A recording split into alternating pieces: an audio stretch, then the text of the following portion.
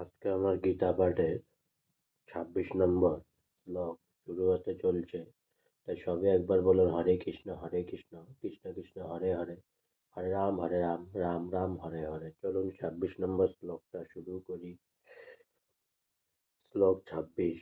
তত্রাপশ্যৎ স্থিতান পার্থ পিতৃনত পিতামহান আচার্যন্নাম্মা তুলান ভর্তৃন পুত্রান সখীস্তথা শ্বশুরান সহৃদয়ৈশ্চৈব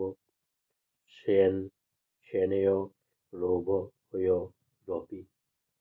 তত্র মানে সেখানে, অপশ্যৎ মানে দেখলেন, স্থিতান মানে অবস্থিত, পার্থ মানে অর্জুন, পিতৃন মানে পিতৃদেবের, অর্থ মানে ও, পিতামহান মানে মহাদের, আচার্যের মানে শিক্ষকদের, মাতুলান মানে মাতুলদের, ভ্রাতৃন মানে ভ্রাতাদের, পুত্রান মানে পুত্রদের, সখিন মানে বন্ধুদের, তথা মানে ও, শ্বশুরান মানে শ্বশুরদের, সুহৃদ মানে শুভাকাঙ্ক্ষীদের, এব মানে অবশ্যই, সেনহ মানে সেনাদলের, উভয় মানে উভয়, অপি মানে অন্তর্ভুক্ত।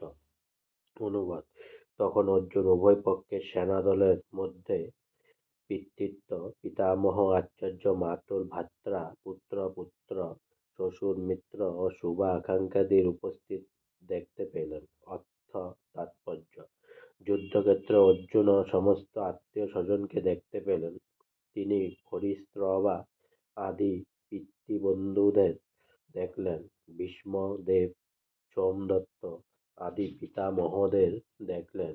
দ্রোণাচার্য, কৃপাচার্য আদি শিক্ষাগুরুদের দেখলেন। শল্য, শকুনি আদি মাতুলদের দেখলেন ও দুর্যোধন আদি ভাইদের দেখলেন। পুত্রতুল্য লক্ষ্মণকে দেখলেন। অশ্বত্থামার মতো বন্ধুকে দেখলেন। কৃতবর্মার মতো শুভাকাঙ্ক্ষীকে দেখলেন। এখানে শত্রুপক্ষের সৈন্যদের মধ্যে তিনি কেবল আত্মীয়-স্বজন ও বন্ধু-বান্ধবদের দেখলেন। আজকে আমার গীতা পাঠের 26 নম্বর শ্লোক এখানেই শেষ হলো। তাই সবে আরেকবার বলুন, হরে কৃষ্ণ কৃষ্ণ কৃষ্ণ হরে হরে, হরে রাম রাম রাম হরে হরে। আজকে আমার জ্বর, খুবই সর্দি কাশি, তাই সাউন্ডটা অল্প উল্টাপাল্টা হলে মাফ করে দিয়েন।